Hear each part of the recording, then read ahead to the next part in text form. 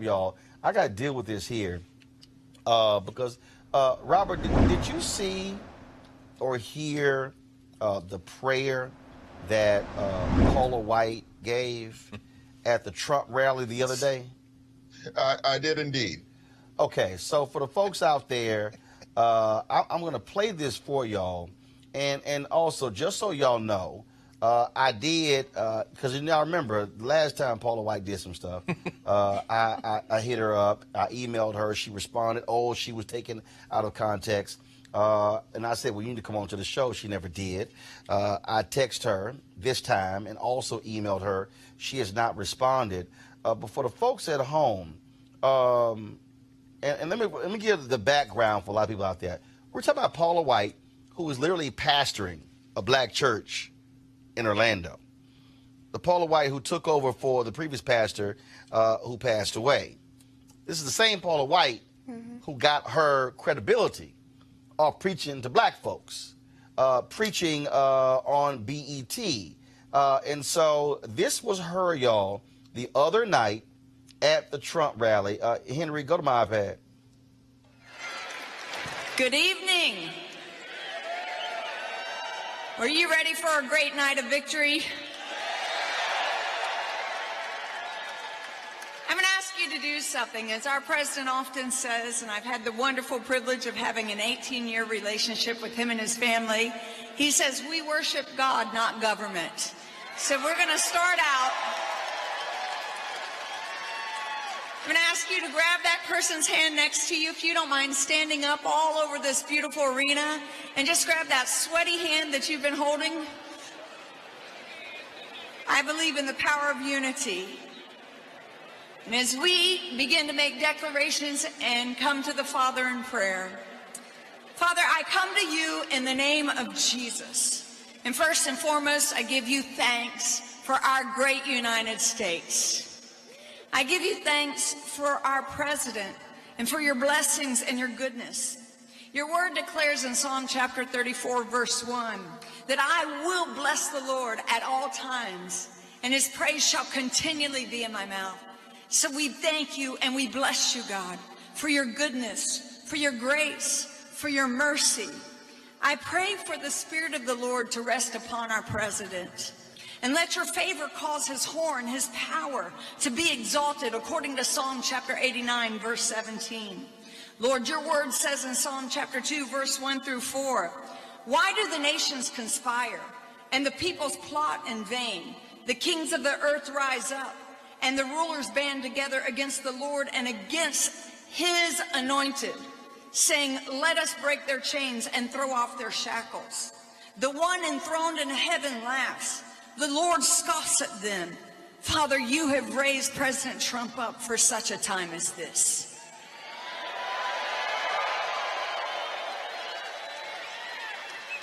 You are a God that reveals secrets. So reveal the secret and the deep things to President Trump, according to Daniel chapter 2, verse 22. Make known unto him the mystery of your will. I declare that skillful and godly wisdom have entered into the heart of our president, and knowledge is pleasant to him. Father, we ask you to compass him with men and women and make their heart and ears attentive to godly counsel, to do that which is right in your sight.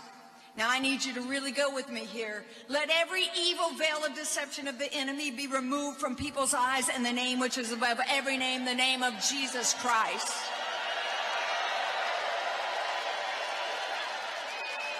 For you said in your word, so I'm going to deal with some principalities now, okay? Because you said in your word in Ephesians chapter 6, verse 12, that we're not wrestling against flesh and blood, but against principalities, powers, against rulers of darkness of this world, against spiritual wickedness in high places. So right now, let every demonic network that has aligned itself against the purpose, against the calling of President Trump, let it be broken, let it be torn down in the name of Jesus. Let the counsel of the wicked be spoiled right now now. According to Job chapter 12, verse 17, I declare that President Trump will overcome every strategy from hell and every strategy of the enemy, every strategy, and he will fulfill his calling and his destiny. Destroy and divide their tongues, O Lord, according to Psalm chapter 55, verse 9.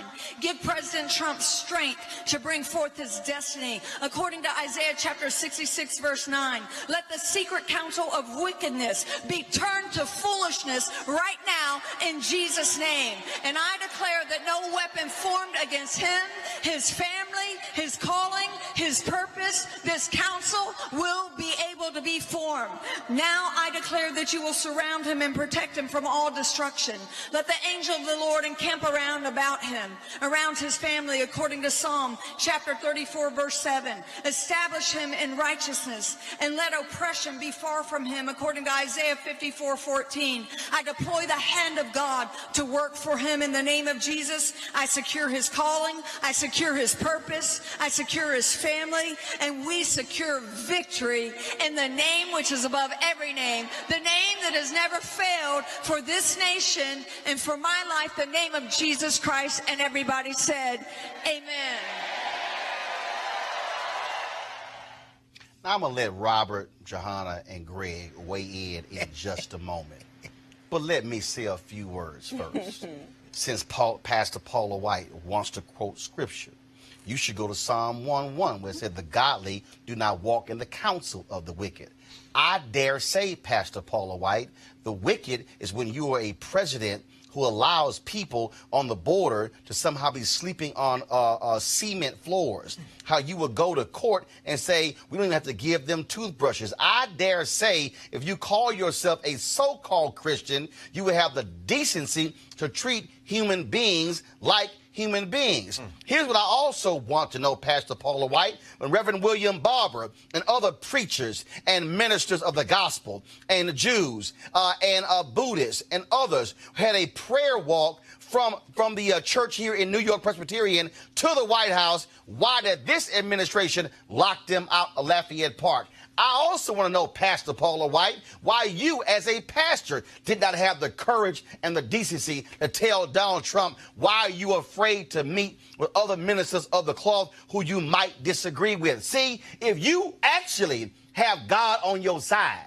if you supposedly have Jesus on your side, then you would not be afraid to meet with other ministers of the gospel. You also said that the evil veil of deception be removed. Please explain to me how you as a pastor defends a man who lies and lies and lies. Please, as a pastor, explain to me how you're supposed to be telling folks to speak truth when you support a man who lies without a doubt, who lies about lies every single day. Please tell me how you can talk about every demonic network aligned against Trump. If you're going to pray that thing, then specify that thing. What networks are you talking about, Pastor Paula White? See, what I cannot stand is when you have pastors who pimp God, pastors who have not a prophetic word, but a partisan word. See, a prophetic word means you ain't afraid to meet with somebody who you disagree with. Reverend Dr. Martin Luther King Jr., prophetic, had no problem meeting with folks who disagree with. But see, Pastor Paula White, you support a man who will not meet with people who he simply do not like. How do you dare support a man who routinely trashes women and denigrates women, children of God? How do you not say a word? You stand in front of a nearly all-white rally in Orlando, thundering this particular prayer, saying God is going to cover Trump, saying that God raised Donald Trump up. But see, I got to go to my Bible. I do remember that God said, oh, so y'all want a ruler? Okay, I'm going to go ahead and give y'all a ruler. Y'all, I remember God saying, I told y'all, you don't need a king. But the people said, no, we want a king. Okay, y'all can have Saul. And then what happened? Lord, they were upset, mad. No, don't come complaining to me. Y'all said y'all wanted a king. See, that's what's really going on here, Pastor Paula White. You are misusing the word in defense of somebody who you know ain't even a real Christian.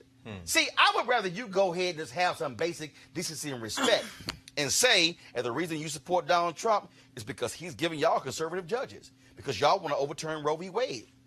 Y'all want to overturn same-sex marriage. See, I'd rather have the decency to tell the people that, as opposed to cloak yourself in the word and stand there as a pastor and somehow pray that kind of prayer. See, the God that I serve, the Jesus that I bow down to, the one that I pray to, knows full well that he would not sit here and accept, nor give cover, nor give praise, nor give acceptance to what is happening in 1600 Pennsylvania every single day. There is no way in the world, Pastor Paula White, the God that I know, the Jesus that I know, will say that what happens there is acceptable. I know the God that I know and the Jesus that I know will not allow somebody who would denigrate and desecrate people all the time. I know also the same God wouldn't be happy if a president has the nerve to send a press release out saying he's going to a church to pray with the victims of a shooting in Virginia, and he walks in church with his golf spikes on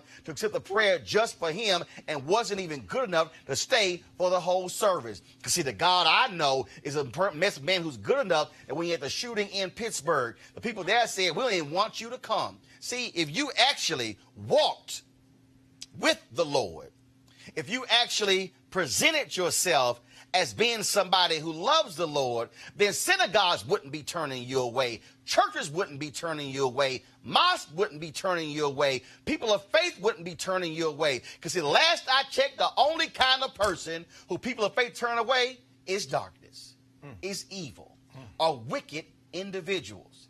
And so that's going to be a day of reckoning for you, Pastor Paula White. That's going to be a day when you're going to have to answer to who you supported. And that day might come real soon. And see, I ain't talking about just when you got to deal with Jesus and the Lord on this.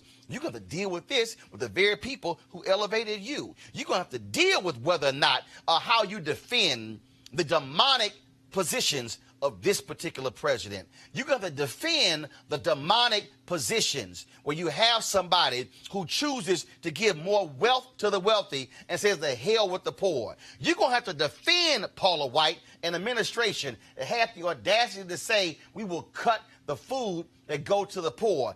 Please explain to me what Bible you serve. I'm sorry, I got an iPad, an iPhone, and an iPhone. I got the Bible on all four of these devices. Please let me know which one of these Bibles that I can somehow discover to defend somebody who don't care about the poor, somebody who does not care about the hopeless, somebody who does not care about the needy. Please show me the last time this man had any sense of decency or respect to those individuals. I've yet to actually see it, Pastor Paula White. And again, I would love to have a theological conversation with you.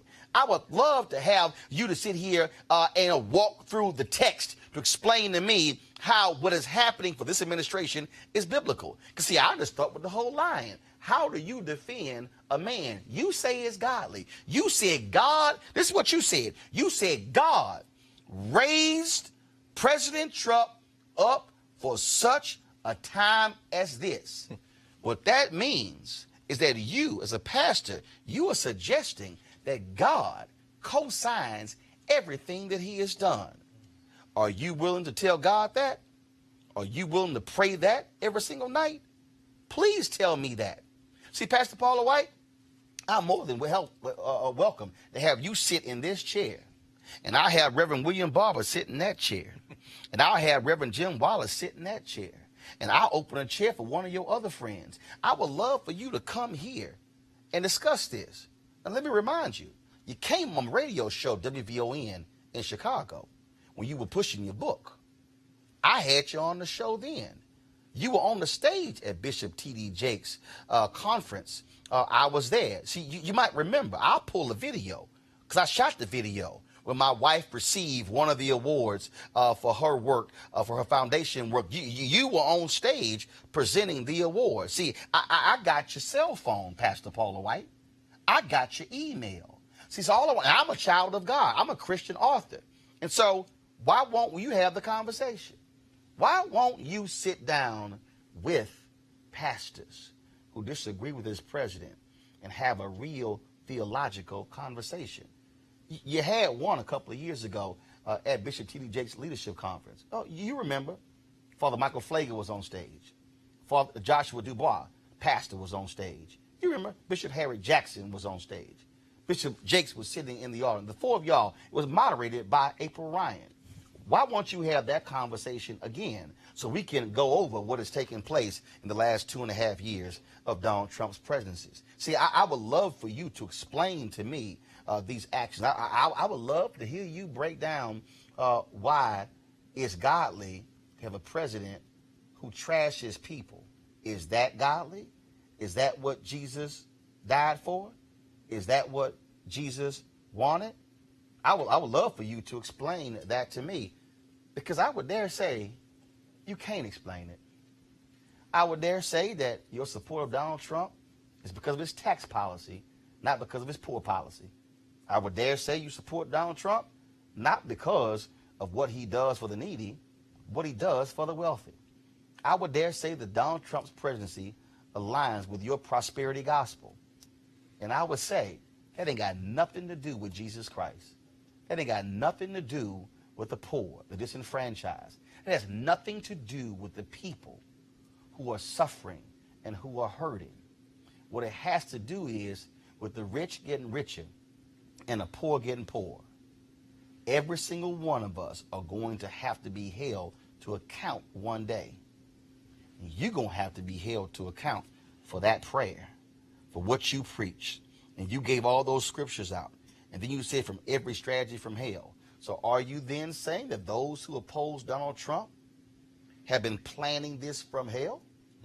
Are you actually suggesting, by virtue of your prayer, that if you oppose Donald Trump, that you are doing the bidding of the devil? If you say that every strategy from hell, what you're saying is that if there is somebody who opposes what Donald Trump says and does, that means that they are an imp. They are doing the work of the devil. Is that what you're saying? Or you're saying that all of these Christian pastors out here, the same ones who opened their church pulpits up to you to preach prior to Donald Trump, are you saying those individuals have been planning things in hell? Are you saying that somehow that they are doing the devil's work against Donald Trump? I didn't say it. You said it. I would love nothing more for you to clarify what you said. There won't be any yelling, won't be any cursing, won't be any of that. We're going to have us a nice Christian conversation. I don't need no help. It could be me and you. You know what? I'll make it easier on you. I do it in your church in Orlando. I will fly to Orlando and I'll bring my cameras with me to have the very conversation. If you are going to stand up as a pastor and give that kind of prayer, then you also need to explain the kind of prayer. Because remember, Paula White, last time you told me you got misquoted. Remember the email you sent me? You sent an email to me saying that you were out of the country and you had been misquoted when you made those comments on Jim Baker's show. You remember that? Oh, I remember that. See, I remember the email where we went back and forth. And see, I'll pull up in a second. But I really want you to explain this, because I really want the pastors out there who support Donald Trump to really defend what he says and does. And I want you to show me biblically where it is, so I can be sure that we serve the same God, the same Jesus. Time for altar call. Robert, what's your thoughts? Well, I think this is a perfect example of why we need to have a separation between church and state. I've worked on too many campaigns throughout the years of them dragging these pastors around, creating rent-seeking activities where pastors will endorse anybody for a healthy contribution, and candidates will pretend to be whatever religion you want them to be in order to get the pastor's congregation behind them. We need to have the church be the church and have politics be politics, and not commingle the two to this extent. I remember nothing sadder than 2003 when George Bush was dragging T.D. Jakes and all these other the black pastors around with him for the faith-based initiative because he promised him 2 or 3 biscuits extra. So let's separate these things out and make sure that we aren't commingling our politics with our religious life. Johanna? I think Robert made an excellent point, the whole notion about separation between church and state. The fact of the matter is, Minister Paula White, she's doing her job, right? She's been asked to serve a particular role. Her job is to be the pastor of the church that Zachary Timms and his wife built.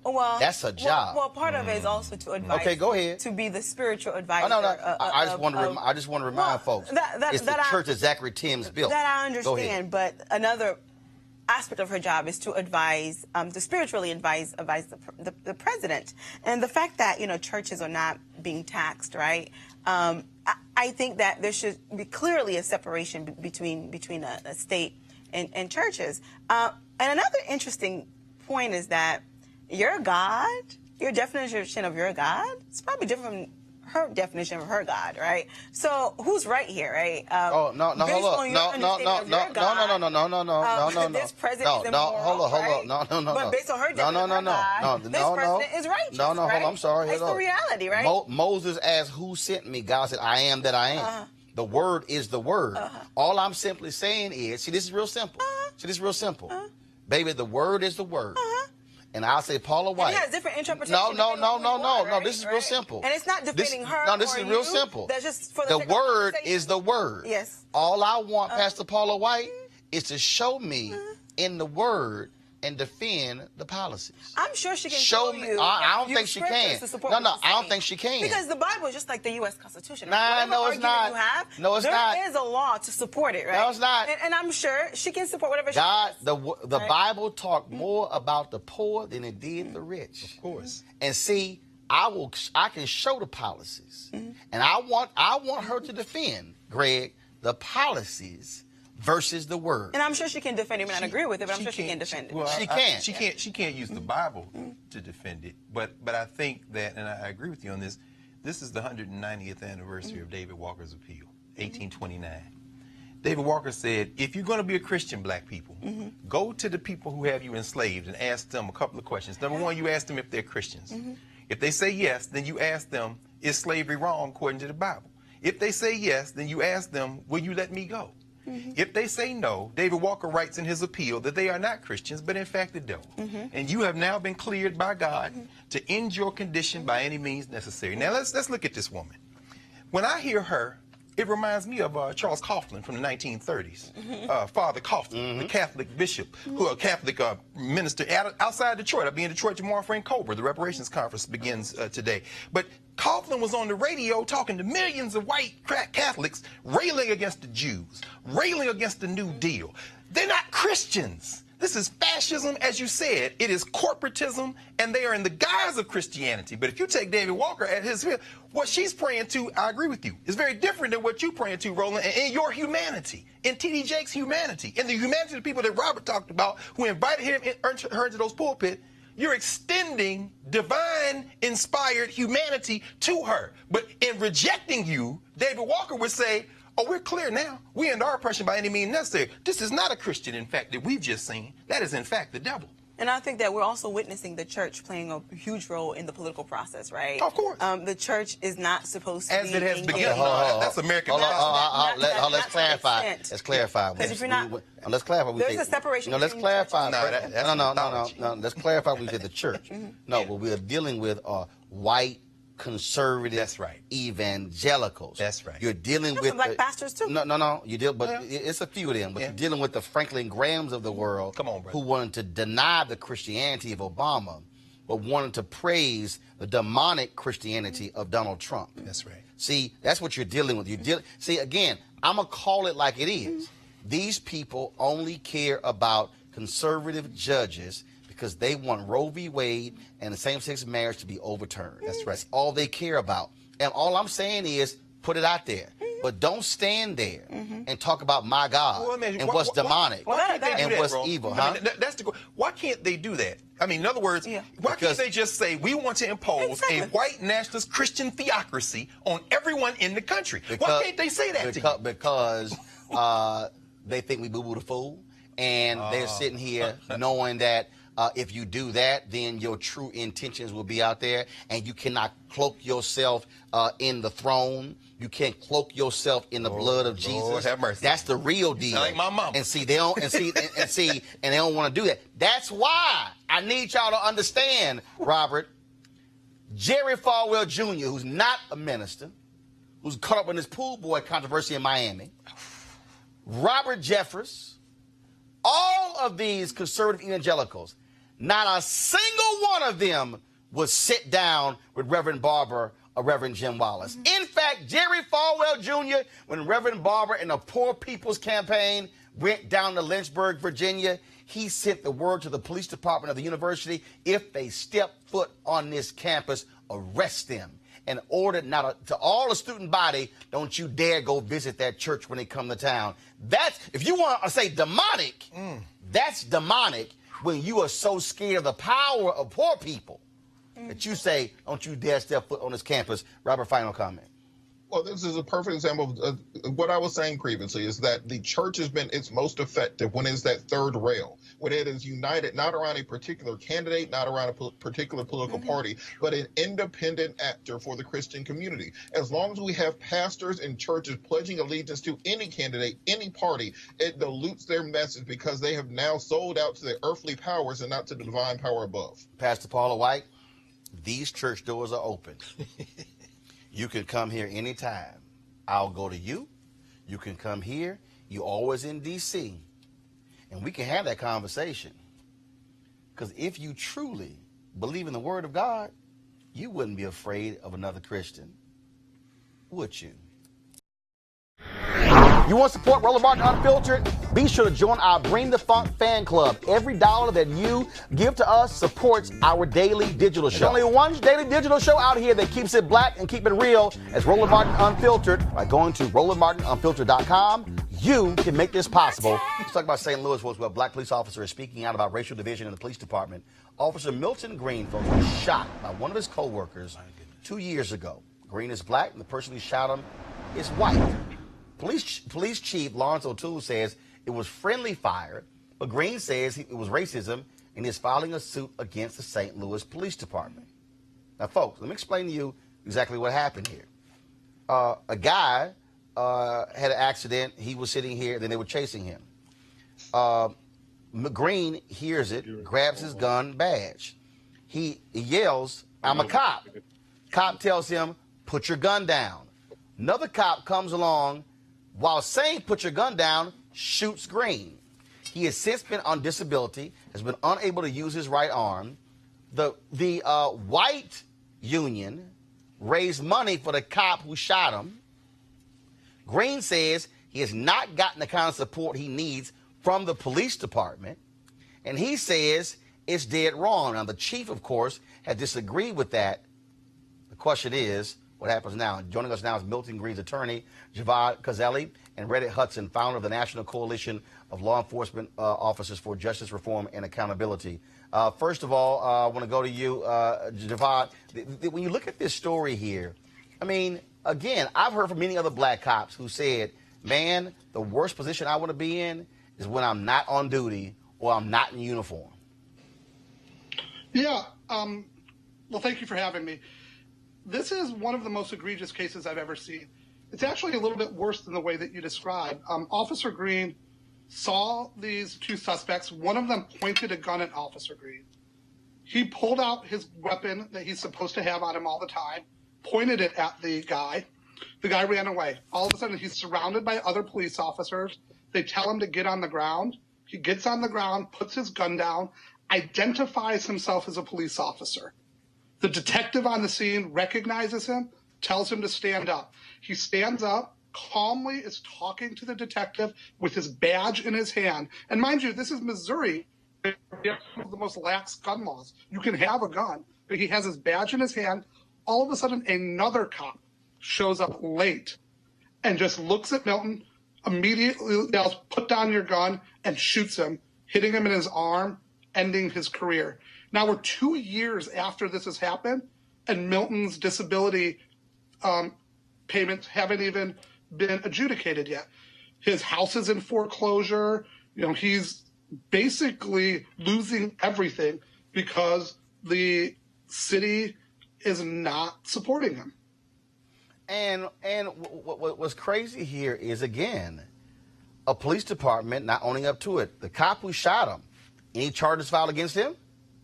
No charges filed against him. We did learn this week when we filed the lawsuit, and we served it on the police department. They came back and they rejected the lawsuit because they've told us that he no longer works for the police department. We've been told that has nothing to do with Officer Green's case, that he's just not there anymore.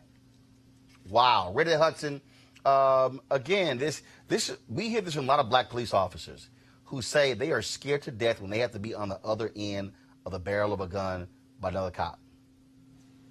Man, Roland, you have black officers who are scared to be on duty now with some of their fellow officers. As I think you referenced earlier on social media, one of my colleagues who's a police officer with St. Louis City right now, Detective Heather Taylor, is the president of the Ethical Society of Police Officers, which is a predominantly black police officers association, one of the better black municipal police officers associations in the country. You have officers online posting things like they hope she bleeds to death because she's consistently called for accountability among police officers on that department. And the fact that that officer is no longer with the department, I guarantee you he left voluntarily. He wasn't forced out. One of the points of emphasis in a case like this that I would like to make, especially for officers around the country, is this union. The St. Louis Police Officers Association is a union of police officers that did not back Milton Green in this situation. They did back the guy who shot him in this situation. There was another officer, black officer, Luther Hall, who was beaten unmercifully by 4 white officers here in St. Louis City at a protest during the Jason Stockley verdict. If you remember that, there were protests following the not guilty verdict for Jason Stockley, who was the officer who announced the murder of a black man and then carried it out, almost execution style. Beat Luther Hall within an inch of his life. That police officers union offered him no support. So to those officers around the country, black officers who belong to these unions, man, stop giving your money to these unions that will do nothing for you and won't represent your interests or your community's interests at any time and will always stand against you. Witness the union in Cleveland now that fought for the officer that killed Tamir Rice to get his job back. Javad, your client, Milton Green, still can't use his right arm? He cannot. He can't hold a gun. I mean, he can use his hand, but when he shows it, he can't fully squeeze. He actually has to do workouts with a soup can right now. He can't properly hold a gun and fire it. He would be a liability to himself if he were on the streets. He hasn't been back to work since the incident occurred, and tomorrow will be the 2-year anniversary of that. And to talk about the Stockley cases, we actually represent about 16 people that were beaten the same night that Officer Hall was beaten. And the police department's position seems to be, did I lose? No, you're there. Go ahead. Okay, good. The police's position seems to be that the 120 people that they beat and pepper sprayed that night, that was lawful. But randomly, the only person that they made a mistake on was the one undercover police officer who happened to be black. The night that Milton was shot, he came in, he was rushed with a officer down call, was rushed to the hospital. The acting police chief and the person who's the current police chief both met with Milton. He told them what happened. He said everything was calm. The perps were gone. And then this guy shot me. About a half hour later, the acting police chief goes out and gives a press conference and states that Milton was shot in a crossfire. An absolute lie. That white police chief is now suing St. Louis, claiming racial discrimination because he wasn't promoted to the full-time position. Wow. Roland, go ahead, Reddit. None of this should be disconnected from the recent exposure to officers all over the country, including officers in Philadelphia, St. Louis, and Phoenix got for their social media posts identifying themselves as either affiliated or sympathizers with white supremacist organizations that hold white supremacist and racist views. There are any number of officers on our streets as we speak that police according to those ideologies, and it's reflected in the way that they treat us. And we've seen it time and time again. Now is the time to hold officers accountable. It's not time for sensitivity training, none of that. Punishment is the order of the day. If you want to change police culture, you have to start holding people accountable. And what you're speaking about, of course, we had the Plainview Project, a database produced by Philadelphia attorney Emily Baker White. We had her on the show.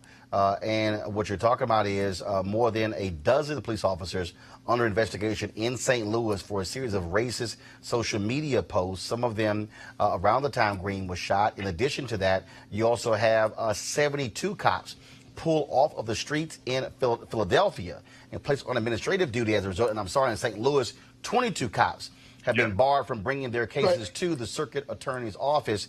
Last question for both of you, Javad. The point that we keep making, we keep hearing, oh, you know, it's a few bad apples. But what we're seeing fundamentally is we have fundamental issues in police departments, unions that protect them, and politicians are afraid to go against these police unions.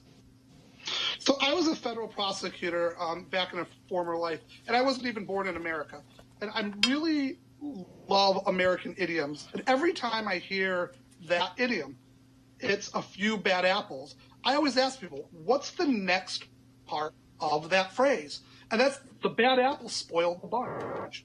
When other officers watch this, allow this to happen, and then come out and say that the people who do bad things are actually the heroes, that makes a lot of people question them. Milton has talked publicly that other officers went online and criticized him for what he did. They said that he was being a fool. He deserved what he got. You know, why is he asking for handouts? He says that his kids, who were raised in a house with a police officer, now, when they see other officers, they generationally are now afraid of these officers. Until we have real systematic changes with the way that the St. Louis Police Department polices, you can't expect the citizens to trust them. And the real irony is that was Milton's job. He was a community resources officer. It was his job to mend bridges between the police department and the community. And now he's seen what the police department has done and how they've abandoned him. Reddit? Black officers, wake up, man. A police officer will shoot you, disable you, and then have his colleagues question why you're looking for handouts. What we need now is leadership. We have that opportunity here in St. Louis. We have a black chief of police. We have a black public safety director. We need them to stand in the cut, man, and make a stand against these kinds of systemic abuses that reflect the racism that's at the foundation of police culture, not just here in St. Louis, but all over the country.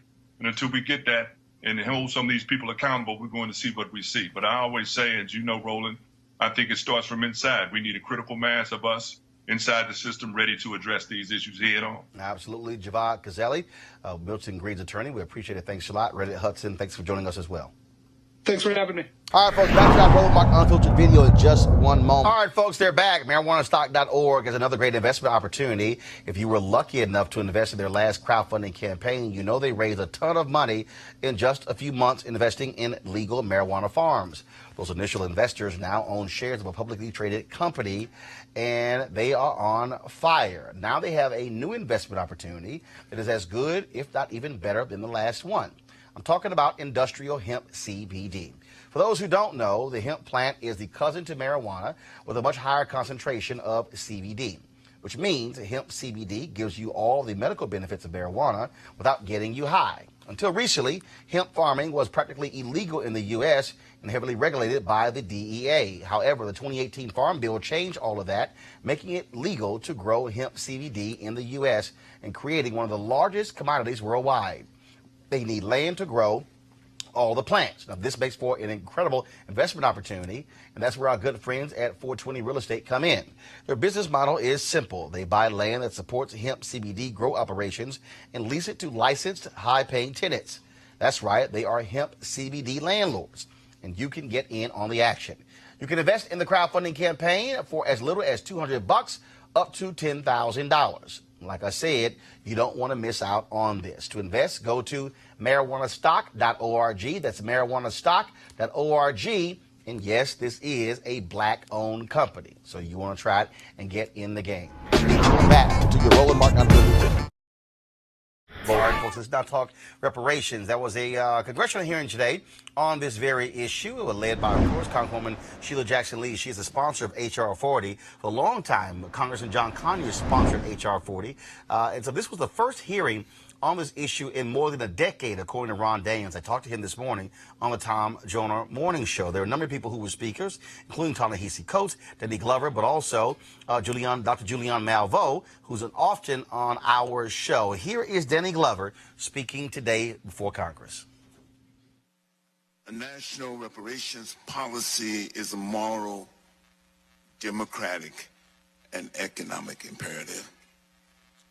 I sit here as the great-grandson of a former slave, Mary Brown, who was freed by the Emancipation Proclamation on January 1st, 1863. I had the fortune of meeting her as a small child.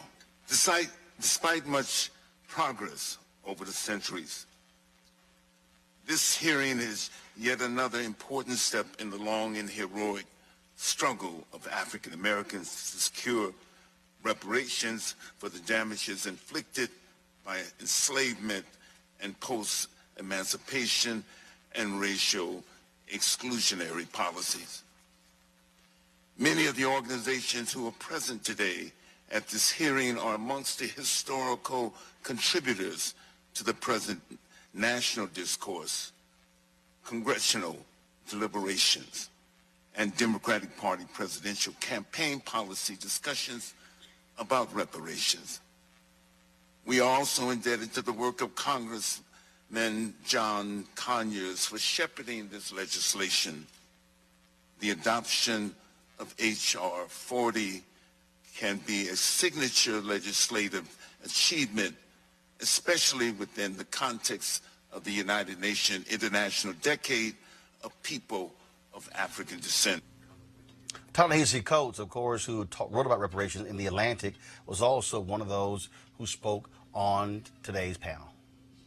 Yesterday, when asked about reparations, Senate Majority Leader Mitch McConnell offered a familiar reply.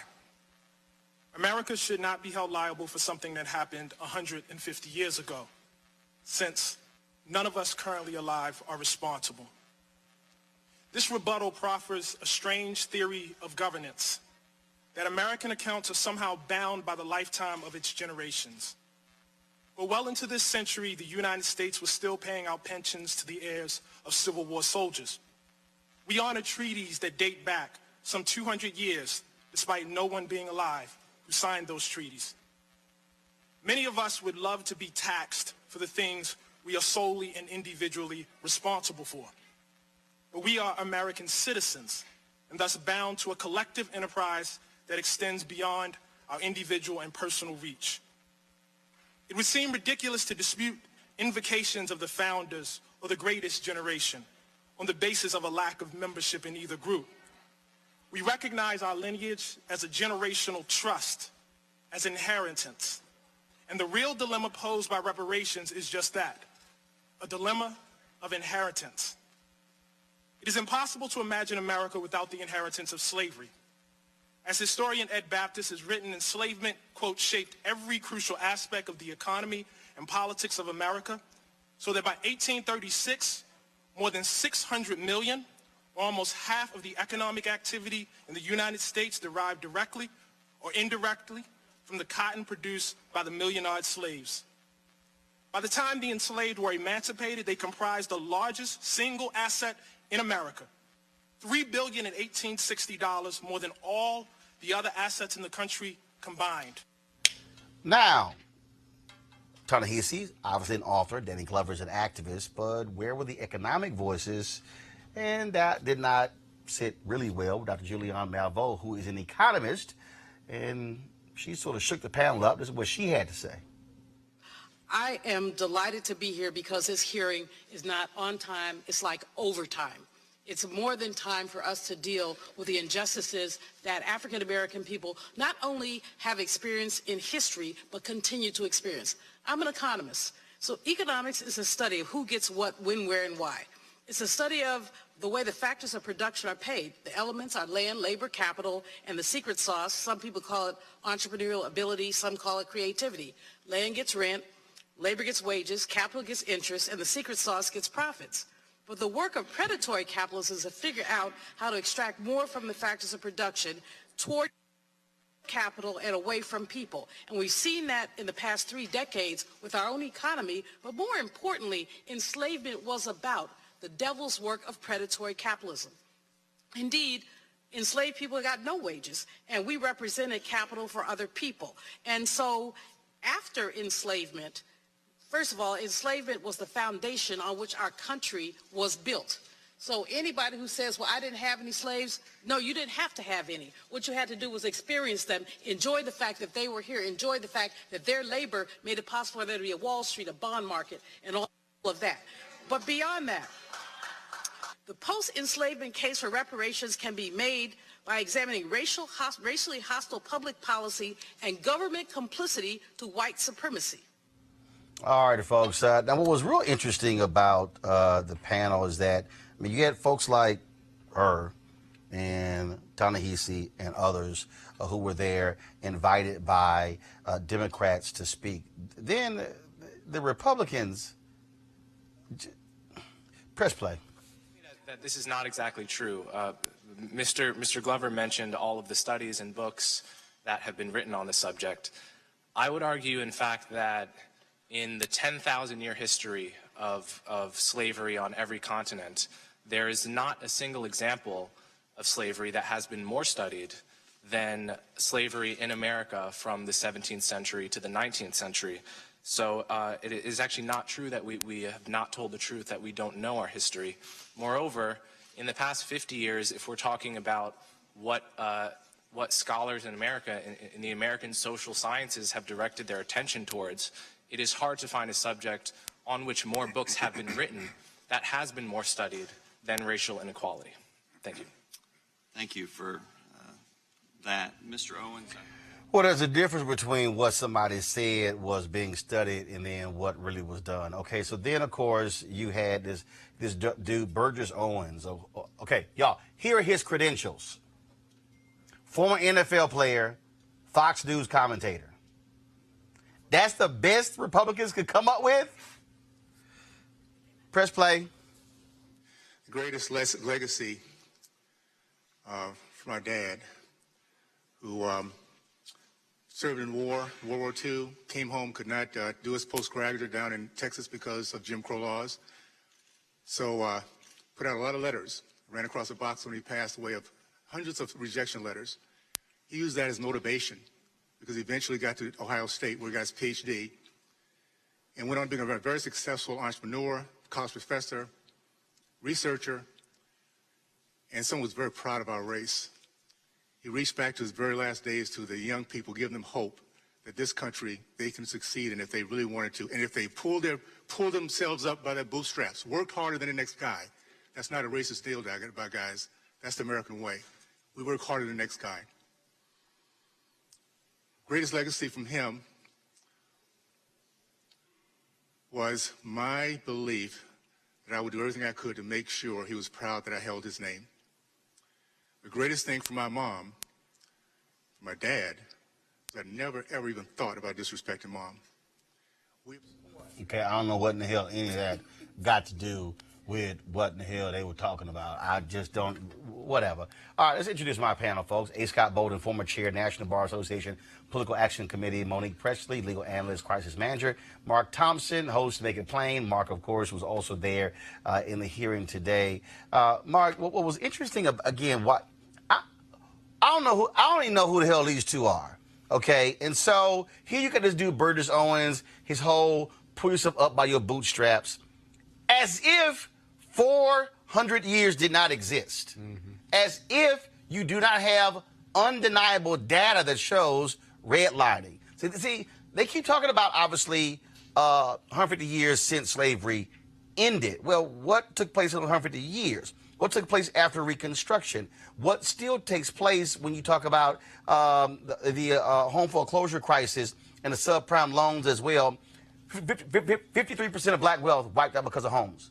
And so, what planet were they really on? Well, there's a thank you for having me, by the way, Roland. Good to see everyone. There's a reason why you haven't heard of them, because they were handpicked by the minority members of the committee. And in some of the other interactions, you saw them refer to these individuals by first name. Obviously, they have relationships.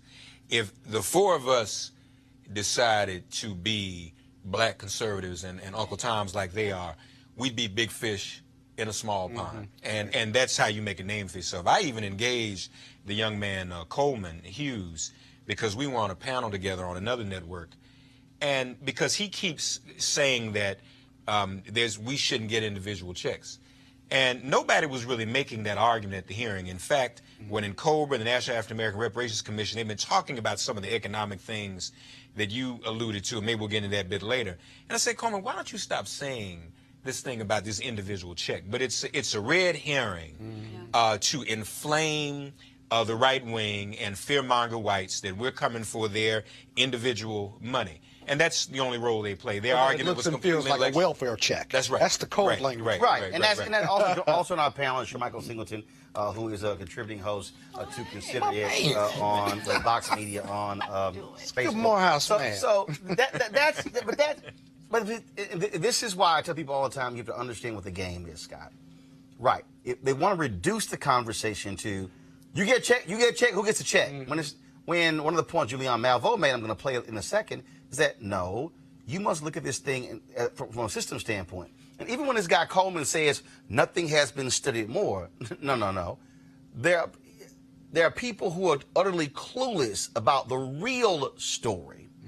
It's how it has been framed. That to me is the fundamental issue. Well, but that's the whole debate, though. That's what it all comes down to, because the red herrings get you off the main view, the main issue. You know, I call it the tree of slavery. You start at the base 400 years ago, you had slaves for 200 years or however long, right? But the manifestations of it, the branches of slavery that lead us to 2019, the manifestations are still there. And so if you say that my ancestors are no longer here, you say that white ancestors of others are no longer here, so why should they pay? Well, why not? It still occurred, and the manifestations are still negatively affecting us. The Germans apologized to the Jews and paid reparations. America apologized to the Japanese who were put in internment camps and apologized. And yet for 200 years, 400 years, we were in slavery, and nobody wants to apologize to us. It seems like we're the largest minority, and so we got the greatest chance to overcome it, but we still struggle with our history of slavery. The thing for me, Monique, again, when you hear this dude talk about, okay, history, whatever, is not actually understanding the link. When we did the story 2 weeks ago, three African Americans lost $3.2 billion in Chicago alone because of discrimination, housing discrimination. Anyone who saw Skip Gates' documentary on Reconstruction, black folks lost $1.5 billion that was put into the Freedmen's Bank, stolen and squandered by white folks. There was never a bailout. Right. $1.5 billion, right. The equivalent of $1.5 billion lost.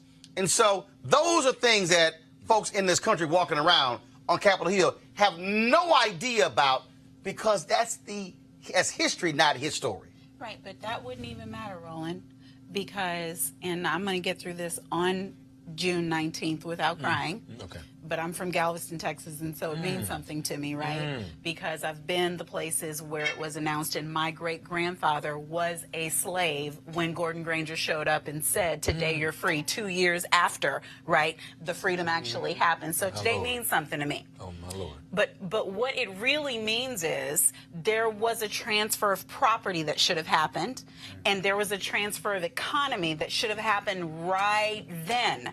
Because if so, then we could have afforded to lose $1 billion.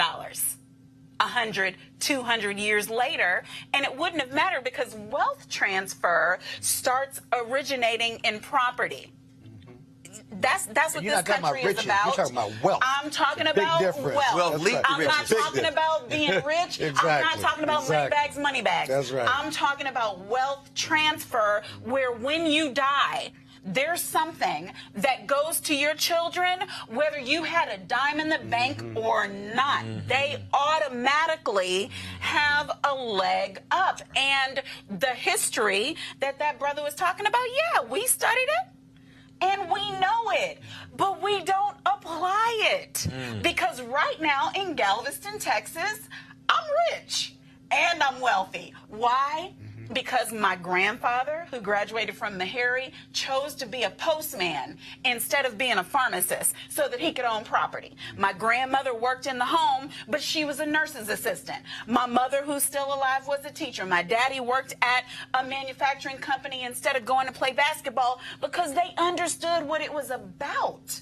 So today, I'm sitting here and I have real wealth. I can't find no money. God knows I can't for these two. But I don't need nothing, right?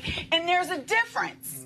There's a difference. So I agree with that gentleman. I don't know his name, the one they found. Nobody else know. Don't worry. Whatever.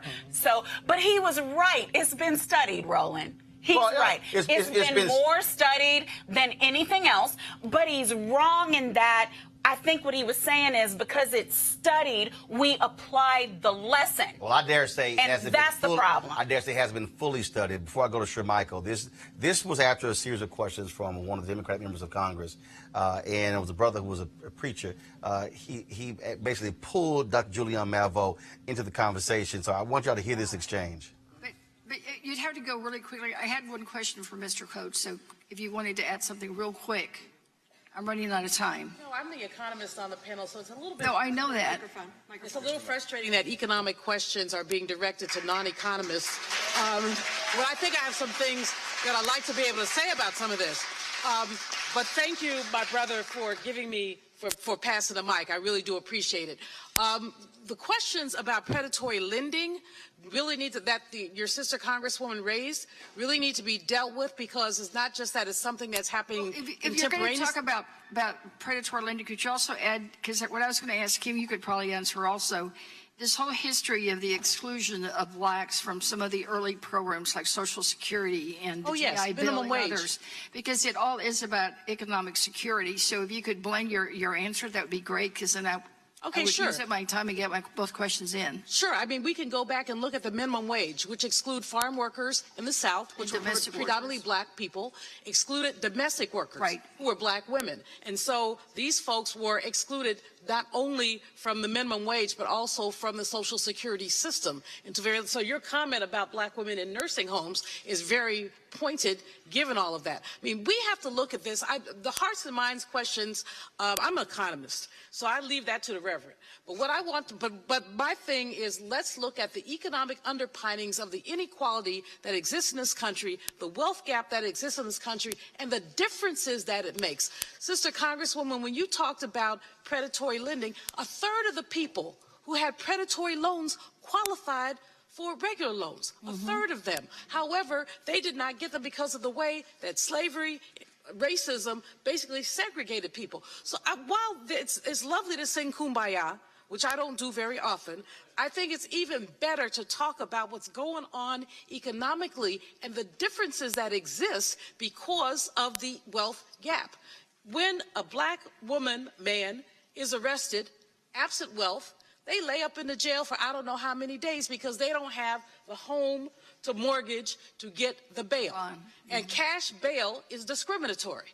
And so we can just go down the list and talk about the very many ways that racism affects the quality of folks' lives. And with all due respect to these Kumbaya brothers over here who, you know, I'm proud of my family too. I mean, we good black people too. I have a PhD, I had 2 MBAs in my family, but I'm not going to give you my family history. But you know, it is irrelevant. It is irrelevant when you're dealing with structure. I want y'all, Congress people, to deal with issues of economic structure, and an economic structure has generated an inequality that makes it difficult for people to live their lives. When zip code determines what kind of school that you go to, when zip code determines what kind of food you can eat, these are the vestiges of enslavement that a lot of people don't want to deal with. Forgive my, you know, I'm kind of over the top, but I usually am. Those in the audience who know me know, you know, tick, tick, boom. But the fact is that I'm gratified, Sheila, Congresswoman Jackson Lee, for these hearings, but I'm also frustrated for the tone that some of this has taken, because it takes us away from the economic underpinnings of what needs to go on here. Thank you. Sure, Michael. The issue that, one, it's the discussion is critically important. And as far as I'm concerned, who the Republicans put up was a waste of time. There are conservative black economists. Mm-hmm. There are black conservatives who could talk about this issue, even if they oppose it. You put up a dude who's on Fox News, a contributor who played football. I can't listen to him. I mean, look, who brings, and literally his entire presentation was, you know, work hard. Like my grandfather told me, my daddy told me, that's how you get ahead. It was like, that's it? Well, what's interesting about this, so for our Vox Media show, we actually have an episode next week coming out on reparations. And we centered it on Georgetown University, which is the first U.S. institution that has attempted to sort of address repaying the descendants of slaves. So it's academic. It's still the very first, correct, in April. And that was student decided. The university hasn't made a decision yet. But in the research of doing this, we spoke with a Duke University economist. And what the economist was saying was, based upon his calculations, there's about 30 million individuals that he estimated would be able to receive some form of a reparation, whatever that would look like. But going through the history, we discovered President Obama didn't support reparations. And I'm going somewhere here. Joe Biden just announced he doesn't support reparation. And so as we continue to look through this, what we found was not only are there white Republicans who don't necessarily support this, there's also a lot of white Democrats in Congress who don't support this. So looking at it legislatively speaking, we sort of came to the conclusion that even trying to set up a committee to explore this would almost nearly be impossible. But here's on that point. And so, look, somebody asked me longer, Roland, you support reparations. I'm like, no. Here's why I said it. Because I'm looking at the reality of legislatively. And my whole deal is, this is where they are. Unless you change who's there. Mm-hmm. Mm-hmm. That's the key. At the end of the day, I can make the economic and moral argument, okay, why it makes sense. I can go through the history. I can lay out all the facts. It still gets to the question of, will it pass? We're not even at the point, as far as I'm concerned, of having a count to vote discussion. The problem here, Mark, is that we have folks who actually, with all the books and all the studies being done, don't want to contend with dealing with this very system and how it was actually capitalism was created by slaves. Mm-hmm. Okay, America had no economy. Mm-hmm. Read Gerald Horne's book on the American Revolution. Read all these books to understand cotton, to understand these things. The reality is you have this system, and it wasn't just for 243 years of slavery. It was 92 years of Jim Crow, slavery by another name. And so when you start breaking all these things down, people in this country who don't want to even own up to the reality that white soldiers walked out of World War II with the GI Bill, went in school they wanted to, bought homes in the suburbs, all kind of stuff like that, where black soldiers literally could not. That ain't slavery. That's 40s, 50s, 60s. Fair Housing Act wasn't passed till 68. Right. So if the Fair Housing Act was passed in 68, April 68, and you know it takes really 5 to 10 years for law to jail, if you will, we now in the 80s. Yeah, well, that's why this is a new and updated H.R. 40. It's H.R. 40 2.0, really, because the original Conyers bill was going to do a study of slavery. This is a study of, everyone stipulates slavery existed. But this is a study of what form reparations would take, not only for slavery, but for slavery's vestiges, which includes lynchings, Jim Crow, segregation, a lack of access to capital, being left out of Social Security, Homestead Act, GI Bill, Fair Housing Act, Voting Rights Act, and the current criminal justice system, which includes modern-day lynchings of police violence and mass incarceration. All of that is included in this, and what the two Republican Uncle Toms were not willing to say out loud. No need to call them Uncle Toms. I don't believe in name calling. Just say we disagree with it. That's just my thing. I don't believe in Uncle Toms, sellouts, coons, N-word. I can say they black conservatives who are wrong. But I didn't call them coons. I know that. Go ahead. Hold on, Monique. Now finish your point. Finish your point, Monique. Okay, so the point is, what they refuse to acknowledge is that there are vestiges of slavery that still exist. Every form of racism and oppression that we continue to deal with is a vestige of slavery. He mentioned the tree. The term we've always used is vestige. That's the same thing. And so that's what this bill would address and what form reparations would take for all of this inclusive. Monique.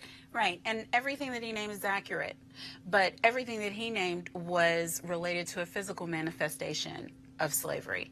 And when Dr. Anita Phillips was on here, what she talked about is the way that slavery has embedded itself into our DNA code as people of color, and how we have suffered psychologically, how we have suffered mentally, how we have suffered socially as black people because of things that happened during slavery that now are a part of our psyche. It makes it less possible for us to succeed.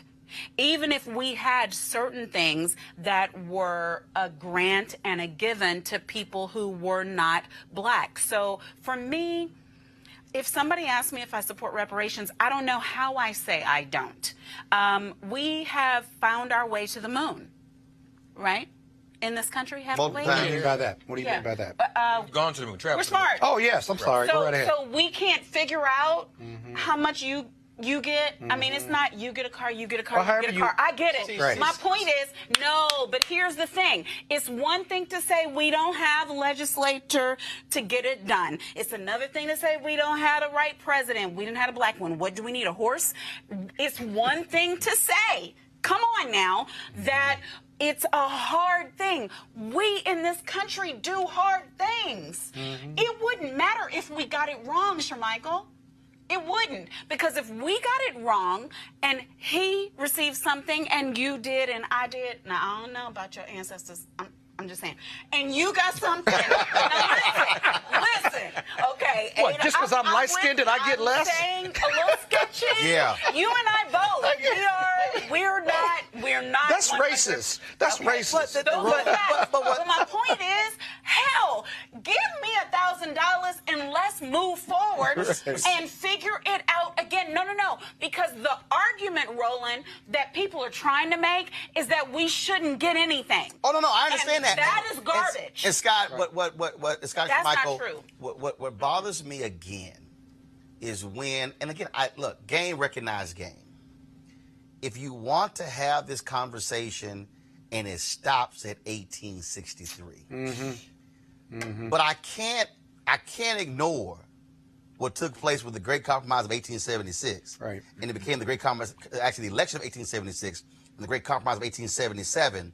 I can't ignore where literally black folks, and Julianne talked about it, I didn't play it, the black folks she talked who were run out of town. Black people who literally left land they owned. That's right. Black people who were so oppressed by racism and bigotry, packed their stuff up and left Mississippi and Alabama and Texas and Arkansas. Left land. I can't forget. And went north. If they didn't, they would went north. All right, I can't forget the black folks who also had the land stolen by racists. The history, and see, where the study comes up, where I think Homeboy's wrong, is that if you actually study black folks since 1619, what you will see is bootstraps pull down. Yeah. Pull bootstraps up. Right. Pull back down. I can show you a line from 1619 to present day where black folks pull bootstraps up. Right. pull back down, and the last big pull down was in 2007, 2008 with the home foreclosure crisis, when 53% of black wealth was wiped out because of that. That was black folks bootstrapping up. That's actually been our history. When we have done that, got pulled back down. That's a good point. Calculate all the bootstraps coming down, up, and down. Monetize it, right? That's a number, or a series of numbers, if you will. The other thing I want your listening audience to understand is, I heard Mitch McConnell and others talk about, I don't know whether we could do this constitutionally or not. Are you kidding me? This is an allocation. Well, hell, you it's just a gave, budget. just gave $28 billion. Wait a minute, just gave $28 billion to farmers who got screwed by the tariffs. And hell, that wasn't even a vote. So don't go for the okay. It's a budget item. It is a budget item. Sure, Michael. Again, that for me is why I disagree with Homer when he said we've studied it, because I don't know, we haven't really owned up to it. I'm gonna tell you this story before I want you to speak. Okay. I spoke at a black construction conference. It was at National Harbor a few years ago.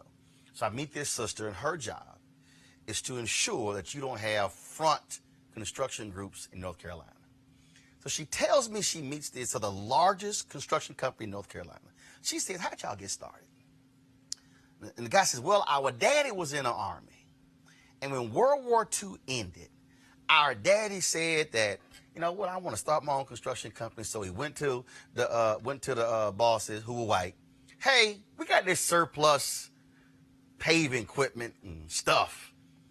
Can I just have some of it? Yep.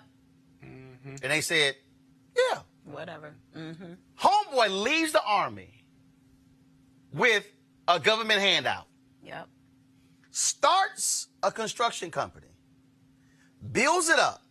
And to this day, his sons and their sons and daughters are now the beneficiaries of a government handout. You can't show me a black soldier who left with a shovel. Yep. But his business was started with Army surplus equipment and making millions of dollars. So not only did he have free equipment, he could apply for the contracts. So even if a black soldier was given free equipment, they couldn't even apply for the contracts. So when I hear McConnell and others talk about, oh, it was so long ago, no, I can show you black people who are living today. The vestiges. Who could not even bid for a contract if they had equipment, couldn't apply for the jobs, couldn't buy a home in a certain place. So as a result, black person over here bought a house in the neighborhood. House may have been $12,000. The white person's house was $35,000. They couldn't even sell the house for $12,000 when they tried to sell it. They sold it for like $12,100. So they made $100 on the house. Yet the person over here resold the house for $40,000. They got $5,000 from it. Guess what? That ain't slavery. That's still the American story. That to me is why you have to have a real conversation that brings it up to present day of how black folks have been economically denied in this nation. Well, what's interesting about this is not only was the nation's wealth built off of free slave labor, you talk about many American businesses, Wells Fargo, for example, Brooks Brothers, for example. You talk about all the insurance companies. You talk about the Ivy League universities, the Georgetowns, the Harvards, the Yales, all essentially off of the selling of slaves in order to stay open. Correct. So I think this is a very nuanced situation that I don't think a lot of politicians, just to be honest and frank, aren't really interested in learning more about, which is why I do agree that we need to have some type of a committee to explore this further, because I think there's this sort of understanding that, oh, it's just going to be free checks, we don't want to do that. Well, this is a far more complex issue that we need to address. And I don't know any black person who's saying, I want anything free. I think what people are saying is we want to make sure that we have the same playing field as everyone else. And that currently does not exist because of systemic racism that can be traced back to slavery. Which is the same. But we don't need another study. It's a waste of time. The McConnells of the world, and I respect Shermichael's position on this, but sure, they'll say they don't get it. They'll say they don't get it, and we'll be 3 more administrations past getting it with a study about how we can figure out just how much we are really owed. No. So how do you start? How do you put a metric on it then? Tell me your metric on everything that Roland just said. And this is why. Maybe you can't. You go back to what we all agree on. Slavery bad, right? Yeah. Is anybody disagreeing? Okay, no. Well, some folks. So, well, hello. Some say we were glad to be there. But you know what? And even still, because, Scott, you and I, as lawyers, we know that if you keep people against their will and you force them to do labor for however much time, there is a very easy system, a calculus for what they are owed for that. And then we, from there, figure out, oh, okay, you kept them from that, and then when they were freed, they didn't get property. Oh, okay, and they didn't get property, and when they got money, they couldn't get a bank loan. No. Would you? We have to start. Scott, go. We have to start. Scott, go. Right. Well, would you take 40 acres and a mule? Which is another broken promise America made to people of color, or black people rather? Here's what I am Would you saying. take it today? Hell yes, give me my 40 acres right now. I'm not saying I'm finished because we have a constitution, right? So I can still sue, I can still ask for more, I can still re-legislate, I can still elect people like you. Give me my 40 acres and then let's talk. Give me my 1 mule for my land and then let's have a conversation because what I can do with 40 acres right now, Go ahead. 40 acres where? New York? I just 40 wonder, acres in New York City. You're going off today. Look, I just wonder not to be go ahead. stuck in politics or the legislative process, but that's what I love. And I'm just trying to figure out, even if we are able to assign some type of a numerical value to this, how do you get it through Congress? Even if we ignore the McConnells, let's say we don't set up a committee, let's say it's $1 trillion, we all agree to it. How do you get it? You have no Here's and to that point, and that's why when somebody asked me this about 10 years ago, I was like, look, if you want to spend, somebody say, Roland, why aren't you spending more time in reparations? I said, I'm looking at votes. I said, I'm practically counting votes. Right. I said, that's where I stand. I said, there are people who support it. I said, who are fighting for it. I said, you know what? I'll put them on the air. I said, and have them tell the story. I said, but I look at finite time. The reality is this. Why the study? Why the breakdown? Everything that you said, why does it all matter? Because like anything else that is passed in this country, you have to create resonance. You have to create momentum to where you frame that. Look, how many people literally said, ain't no way in hell we're going to be able to get the right to vote? Right. After Kennedy gets killed, look, everybody forgets the original civil rights bill that Dr. King and others supported had all of it in one. LBJ was like, I can't get all of it in one. The original civil rights, first of all, there was a 1960 Civil Rights Act. After Kennedy dies, LBJ goes, okay, I can't get all that in one. It was broken up into 3 pieces. 64, Civil Rights Act, which was public accommodations. 65 was voting. 68 was housing. He said, I'm going to get it, but I can't get all of it at once. You have to create that, which is where voting comes in. So when I hear people say, unless this happens, I ain't voting, if you don't vote, it's not going to happen. No. Because here's the deal. You have to elect a Congress that is going to be amenable to your argument, to your argument. But healthcare is a much more timely and relevant example to me. So we need... And that took 50 years. No. But okay. Actually, I'm sorry. But we're here. Actually, 150 years. But we're here. No, but so what I'm saying how is, long it took for everybody who asked. And I support no candidate. But what I will say is, right now, every front runner but Biden says yes to reparations. So we need a reparations Democratic candidate because Trump is a non-starter. So we need a Democratic candidate, and then we need a Democratic House because that's how we got health care. right? So, and we need whatever version of a bill we can get where something is passed. To the Senate, would not Actually, hold on one second. I said what we need. Actually, you had Democratic president held House and Senate. And, That's how God and 2020 is viable for that it certainly is, if but we're about our business. I'm not certain, though. Final comment on this. Even if realistically we were able to get a magic wand and grant what you're asking for. No magic wand, just votes. Or votes.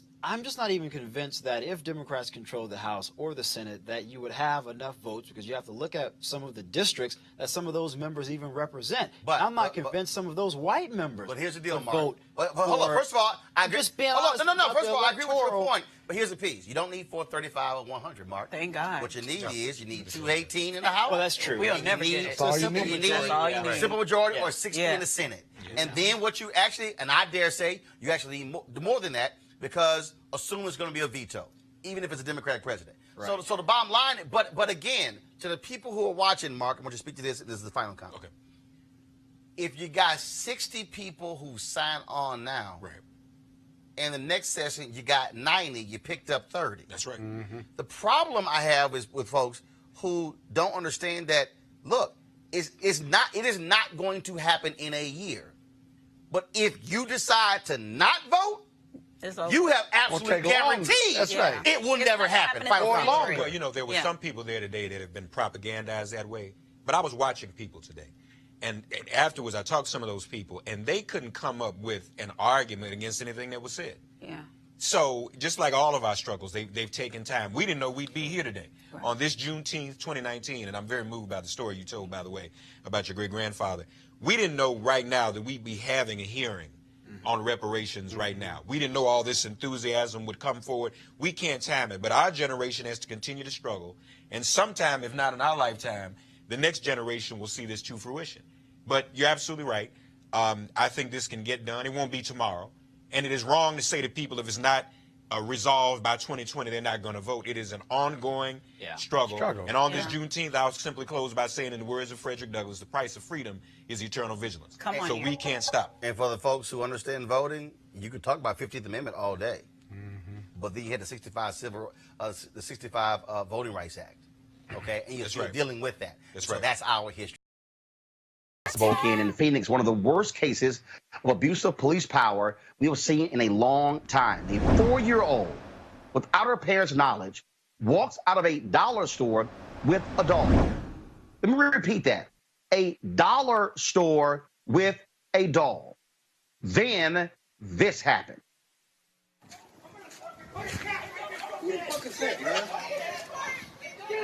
Police? Yeah.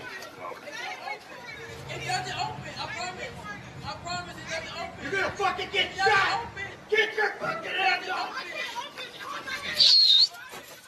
Get out the fucking car. Get out the fucking car right now. Yes, get out now. Get out the fucking car. You fucking hear it? Get out the fucking car. You recording it? Yeah, I'm recording it. Put your hands up. I don't give a shit. Put your hands up. Hands up.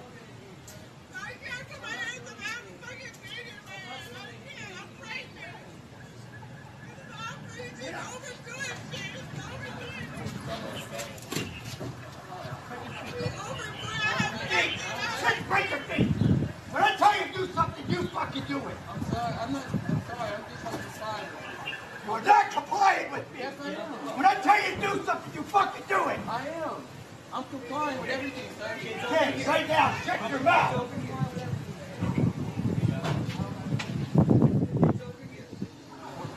Put the other key down. No one else is involved.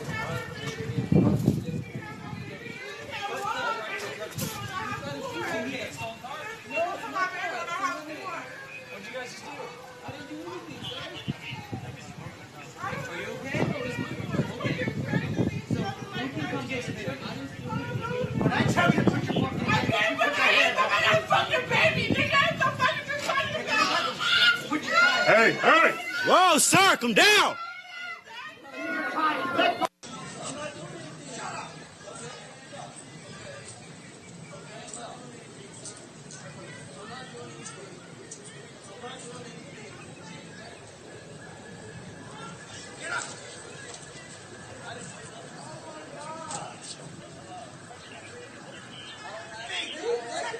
Wait. When I tell you to do something, you fucking do it. Where the girl at? You're not complying with me. When I tell you to do something, you fucking do it. I am. I'm complying. Okay, right now, shut your mouth. Oh, look at these kids. Y'all get it. Can I get the babies? Excuse me? Can I get the kids?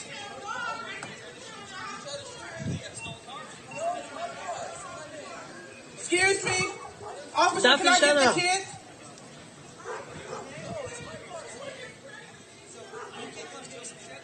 Duffy, go get her kids. Can I Go get her kids. Duffy, go get her kids. Hurry up. He needs to slow down, and those kids is right there.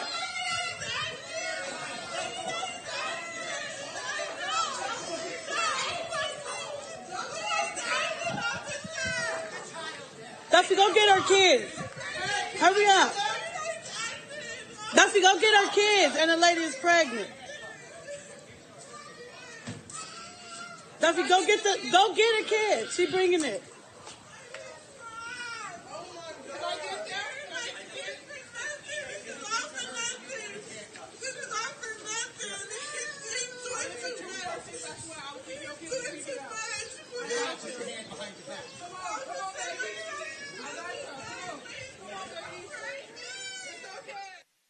Folks, the mayor of Phoenix has apologized for the behavior of these cops, but they still have their jobs pending an investigation. Also, Jay-Z is also paying for their attorney. And the parents had no idea their child even took the doll out of the store. They were completely in the dark. Now, let's go to Arkansas, where a cop who clearly wanted to shoot this black driver, but he was not taking the bait. Watch this. What I do wrong? Shut your car off. Come on, shoot me. Shut your car off. You want to shoot me? Got a gun. Where? Gun. Where? Shut the car Where? off. Where? My hand in the air. Shut the car off. Shut Nah, hey, come shut the car off. I ain't moving my hands. He trying to shoot me. He trying to shoot me. Shut the car off. Nah, I ain't moving. No, my hand in the air. Shut the car off. My hand in the air. My hand in the air. My hand in the air. My hand in the air. These units at Midland Heights. My hand in the air. My hand in the air. All you gotta do is drive up. What I was doing? What was I doing? What was I doing? My hand in the air. My hand in the air. Failure to comply with the lawful Shoot order. me. My hand in the I'm air. not gonna shoot you, but you're not gonna move those hands. My hand in the air. My hand in the air. You tell me to shut my car off so you can shoot me. Come on now. The cop says all you had to do was drive off. The man then says, what did I do? He couldn't tell him what he did. You remember the front of the video, the cop said, gun. There was no gun. He was straight lying. But he was speaking into the radio and the body camera. That's what he was trying to also cover up. Finally, in Baltimore, a police officer got angry when a bystander criticized him for the way he was detaining another man. Listen and watch what this cop did. Why don't you mind your business? You need to stop that man sitting on the ground. 30. You got him?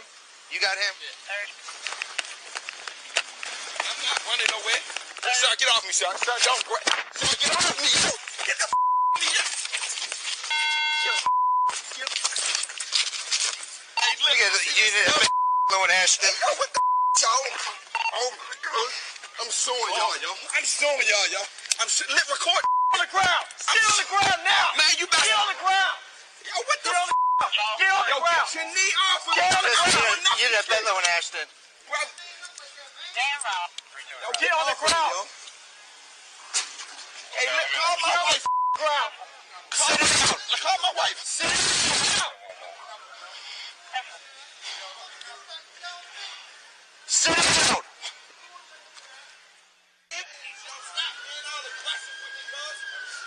I'm not sitting on no ground, yo. I'm not sitting on no ground. I'm not standing on the ground. Put him on the ground. Relax. Yo, take these hands. Beat that shit out you, yo. Relax. I ain't even do nothing, man. Be quiet. Stand over here. Stand over there. Stand over there. That's Sarge right there. Stand over there. Stand over there.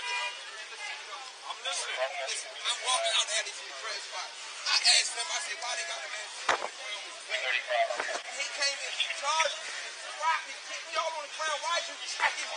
That is illegal. He's under arrest, yes. For what? For what? When am I under arrest? Just got in jail. Take your charge like a man. For what? Take your charge. What am I going to jail for? Because you don't know how to act. Do you hear this? I don't know how to act. Hey, search him. He hasn't been searched. The officer in Baltimore has been criminally charged, false imprisonment, misconduct in office. He was charged with assault. You heard him say, take your charge like a man, because he dared to literally question him. My pound, Dr. Cleo Monago, socio-political analyst and activist. Janice L. Mathis, Esquire, Executive Director, National Council of Negro Women, and Dr. Nyambe Carter, Department of Political Science, Howard University. Cleo, you work with law enforcement in Los Angeles. I want to show all of those back to back to back, because all we keep hearing, good cops, oh, few bad apples, but you saw what happened in Phoenix, in Brooklyn, in Arkansas, in Baltimore, all white cops, and how they were hyper-aggressive, targeting black people. And you literally have cops pulling guns out in Phoenix over a doll in a dollar store? Roland, as you know, we've been talking about this issue for years. Maybe it's been, I don't know, almost 10 years now. And I have to reiterate, because this is redundant as well, I have to be redundant. I'm so glad that somebody invented these video smartphones, because as a result of that, as we know, we get to see these things going down. And I'm even more excited to hear that in each one of these incidences, apparently, the cops have been apprehended in terms of being questioned and put in some type of punishment for what they've done, possibly. But what I'm concerned about, as usual, first of all, I'm very traumatized right now myself. That back-to-back craziness was difficult. I have to keep myself from crying, because I'm not trying to be crying on camera. But anyway, we have to be talking to our children about this, because the brother mentioned earlier about the young man in Brooklyn who was traumatized. It's important to understand that witnesses to this are traumatized. Black boys in particular, who wonder when their turn is going to come, are traumatized. And we got to talk to our children and alert them that it's not their fault. The attorney also mentioned that people that he had spoken to said that he must have done something. And I just hope it becomes clear to us, I'm talking about black people now, that when we see a brother or a sister in handcuffs being led to the police department, does not necessarily mean they actually done something. Because we have some anti-black impulses that we've been trained through media and through all the negative messaging that we have not really talked about as a people, so we can unlearn and unpack those impulses. And it's a good idea that people are filming this stuff. And I'm going to close with this. As I say every time, most of these cases don't make the media. Most of these cases, people don't think about taking their phones out. They're too traumatized to remember to do that. So black people, we need to step up and do something about this. Members of Congress, people who are in influential positions, we need to look at the fact that our children, our people, black men especially, and black people are being traumatized and assaulted for doing nothing. A doll coming out of a doll store. And cops are dealing, you talking about road rage, we're dealing with dysfunctional cop rage in this country, with cops taking out their fantasies on to control and take down black people because they have that fantasy, and they get to do it now because they got a gun. Janice Mathis, when you look at this, when you look at all of these different cases, when you look at what's behind them, the case in Brooklyn, a young man just walking down the street, and all of a sudden looks up, and then he's taken to the ground by cops. Hell yes, this is traumatic for black people. And look, I'm here in Dallas right now, and you had a white man who was shot and killed today who went to the federal building, armed, Kevlar vest. I mean, he was ready for war. He was taken down. I mean, literally, it is a shock that black people have not gone to the extent of these crazy white extremists when it comes to their paramilitary gear, or literally how we are treated just walking while black. Well, Roland, there are two forces that seem to be exacerbating what we're seeing. I, too, was stunned and shocked to watch those successive videos. I shouldn't be surprised.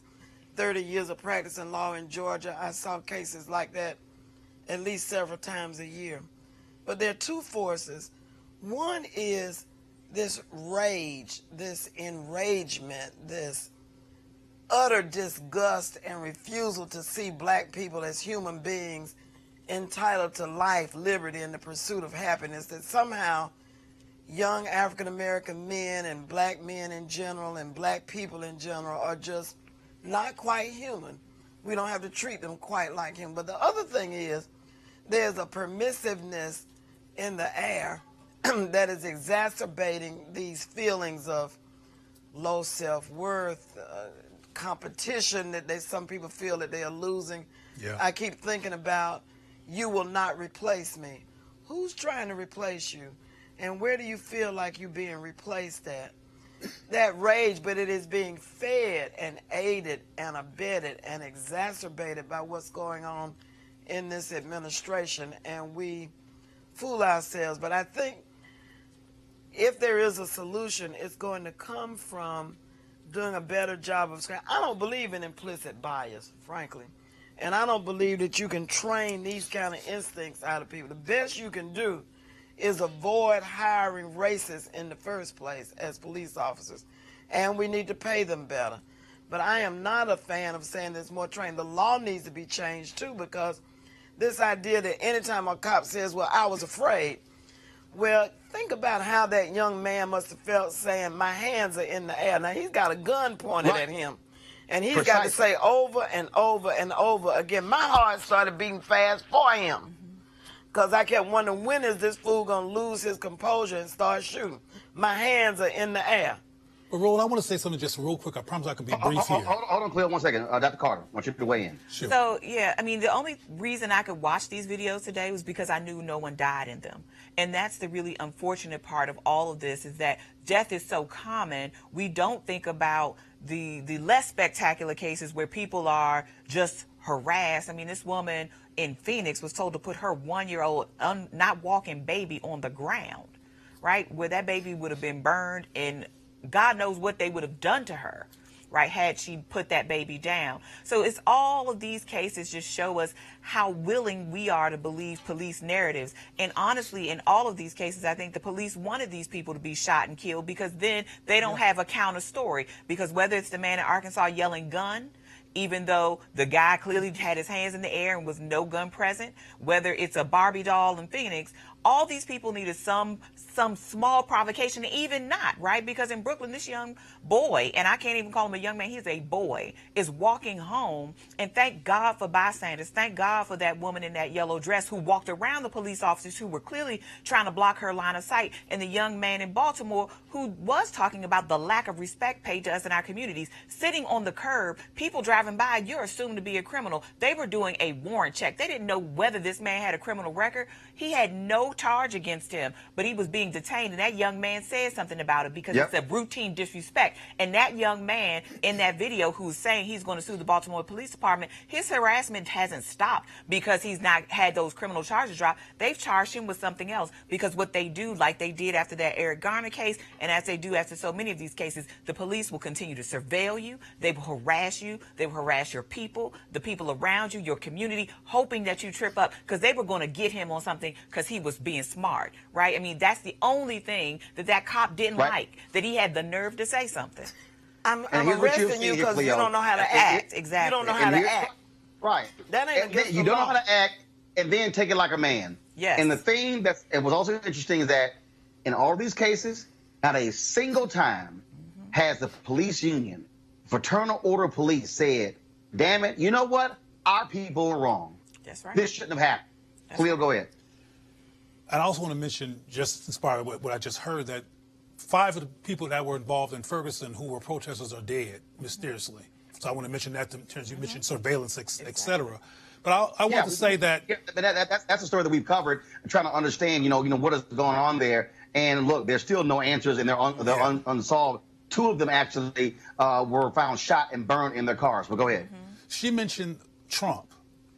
And I want to tell you, I worked at the East Los Angeles Sheriff Department in the late 80s.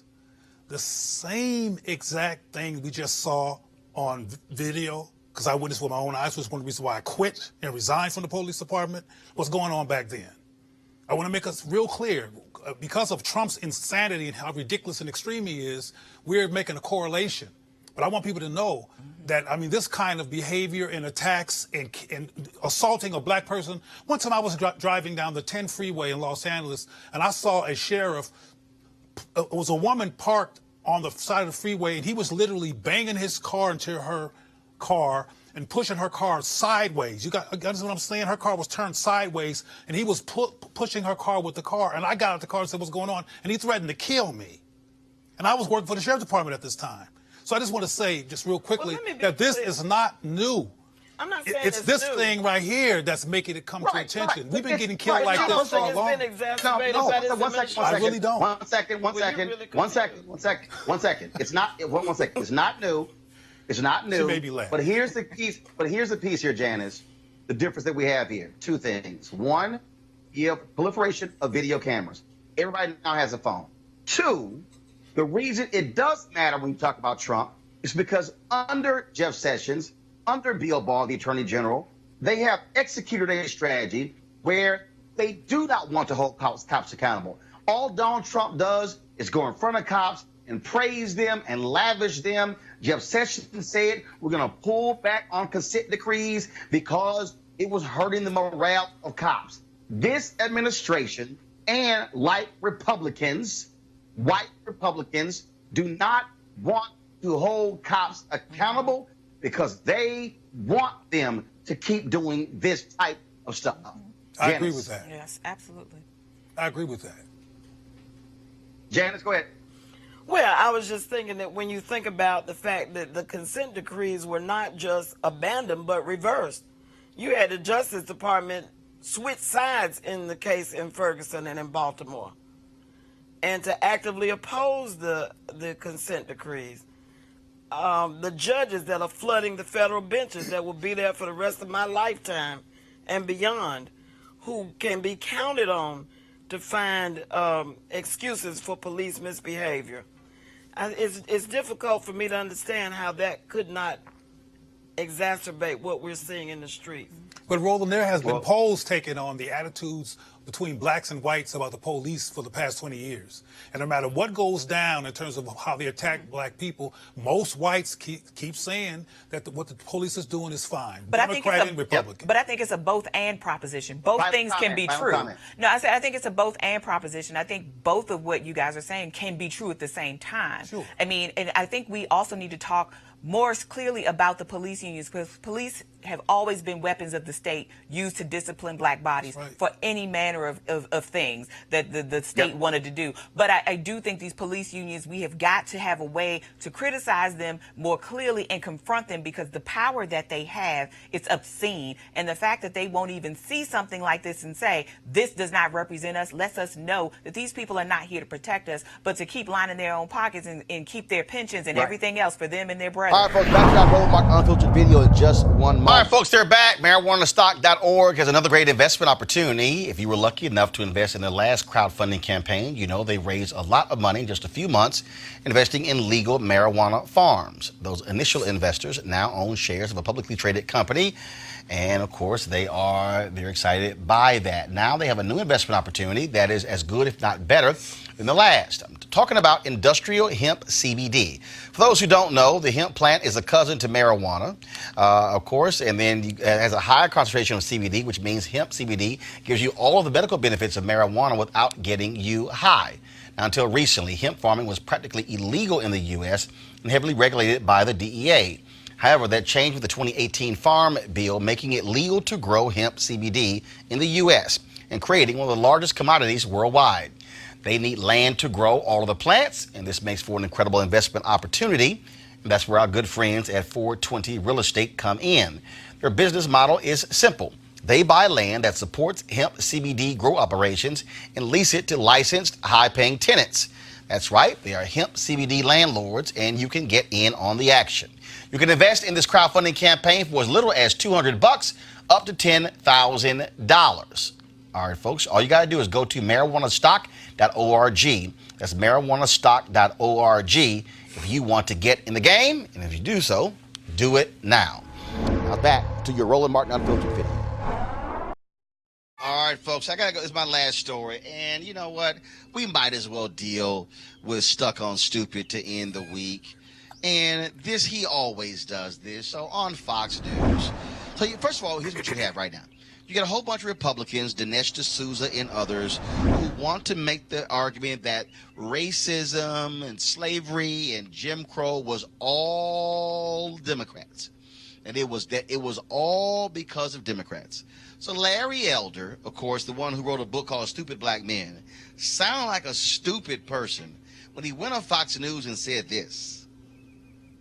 We need affordable health care. Right. So he's basically saying what you said about stop living in the past. Let's move forward and focus on how we can improve. And then also you had Burgess Owens, who the athlete, the Oakland Raider, he was in there and he said, listen, I used to be a Democrat. He said the party, that is the party of slavery. And when I did some investigating, I realized that's why I need to leave the party. And he also said that we need to focus on black children doing better on test scores. And he mentions what's happening in the state of California. Well, that's right. Only about 5% of white people have any sort of generational connection to slavery. The government did not own slaves. Republicans did not own slaves. Democrats owned slaves. Democrats founded the KKK. Democrats opposed the 13th Amendment, the 14th Amendment, the 15th Amendment. As a percentage of the party, more Republicans voted for the Civil Rights Act of 1964 than did Democrats. Maybe Democrats ought to sue themselves for reparation. CJ. Are you, as a black conservative, are you embarrassed by Larry Elder? I mean, there are some things I agree with Larry on and some things I disagree with Larry on. But are you consistently embarrassed by him sound like a damn fool? Well, depending on what the subject matter is. So, no, I can't say... Eugene, he was lying, Eugene. First of all, Dinesh D'Souza tweeted out that if anyone can prove to me that Republicans own slaves, I will take these tweets down. Historian Kevin Cruz put his foot in his ass, and he went tweet after tweet showing Republicans who were slave owners. I don't understand why Larry Elder and people on Fox News have this fascination that somehow that white supremacy was a democratic thing. White supremacy was a white thing. There's, in fact, look, President Herbert Hoover was the leader of the Lily White movement. Mm-hmm. He was a Republican. Yeah.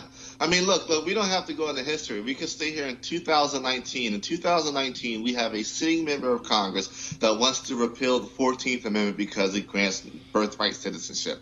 That is a current sitting member of Congress, Steve King. And I'll answer your question. As a black Republican, as a black conservative, hell yeah, I am absolutely every day embarrassed by Larry Elder and a lot of other folks that get airtime on Fox News. It's absolutely embarrassing. It's embarrassing to the black community. The thing is this, there may be hard for folks to directly tie their ancestry to the direct slave owners. But I put it like this. Every single white person in America has benefited from the institution of slavery and the way a lot of policies and economic opportunities are applied today. If we didn't have the economic history that we have here in this country, there'd be no need for set-asides. We wouldn't have to have this conversation.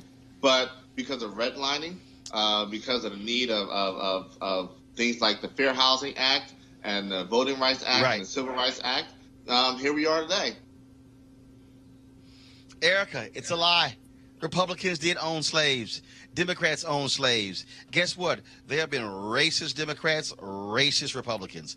And what Larry Elder also does not want to own up to, that Southern Dixiecrats align with conservative Republicans to try to stop the Voting Rights Act of 65 and the Civil Rights Act of 64. What Larry Elder also does not want to mention is that it was Republicans who also filibustered the Fair Housing Act. It was a Republican, who was like, we are not moving on this.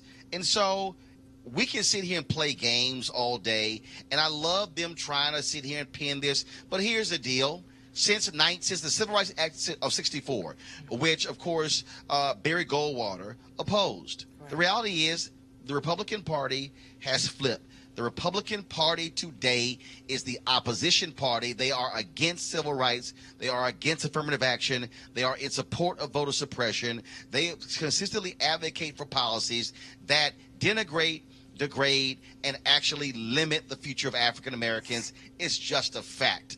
Erica, go ahead. Absolutely, Roland, and you said it perfectly. And we saw this mass exodus of Republicans, starting back in the late 40s and continuing on to the 70s and 80s. As you mentioned, they are Dixiecrats. LBJ said that after signing both of those historical acts that you named, one of which has been gutted back in 2013, that provides voter protections, particularly for black and brown communities, that he knew that he had delivered, he delivered the vote and lost the South to Republicans. So honestly, this is less about party. This is about slave owners who were white women and men. And so that is something that needs to be accounted for. But what is very unfortunate is that we're living in a climate of sound bites, and so that there are people that don't really care about the context or that don't have the historical context to understand that this has never been about party. This has always been about upholding whiteness. Well, what you got is Fox News will never have somebody on the opposite side to actually provide those facts, which are critically important. And so they'll trot out the Burgess Owens of the world. They'll trot out Larry Elder.